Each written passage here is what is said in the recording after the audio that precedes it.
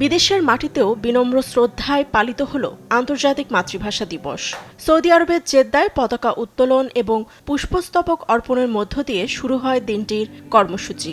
পতাকা উত্তোলনের পর কনসুলেটের কর্মকর্তারা শহীদ মিনারে পুষ্পস্তবক অর্পণ করেন। এরপর বিভিন্ন সামাজিক, সাংস্কৃতিক ও রাজনৈতিক সংগঠনের সংশ্লিষ্টরা ফুল দিয়ে শ্রদ্ধা জানান ভাষা শহীদদের প্রতি। সেই সঙ্গে শহীদের আত্মার মাগফিরাত কামনায় দাঁড়িয়ে ১ মিনিট নীরবতা পালন করা হয়। বাংলা মোদের জন্মভূমি, বাংলা মোদের ভাষা, সেই ভাষাখানি ওরা আমাদের বলতে দিবে না। 1952, 1969, তারপর 1971 এবং 1991, 2024 এই সকল কিন্তু 1952 সালের ধারাবাহিকতা।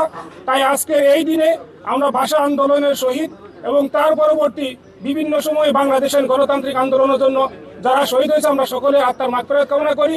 আলোচনা সভা ও দোয়া মাহফিলের মধ্য দিয়ে শেষ হয় প্রথম প্রহরের আনুষ্ঠানিকতা। এদিকে প্রতি বছরের মতো এবারও আন্তর্জাতিক মাতৃভাষা দিবস পালন করেছে ইউনেস্কো। এ উপলক্ষে ফ্রান্সের প্যারিসের ইউনেস্কোর সদর দপ্তরে সোমবার বসে বিশেষ অধিবেশন।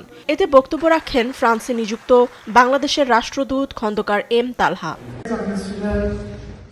আর মাতৃভাষা দিবসের অনুষ্ঠানে দূতাবাসের হেড অব চ্যান্সেলরি ওয়ালিদ বিন কাসিমের উপস্থাপনায় অনুষ্ঠানে উপস্থিত ছিলেন বিভিন্ন দেশের রাষ্ট্রদূত ও কূটনীতিকরা।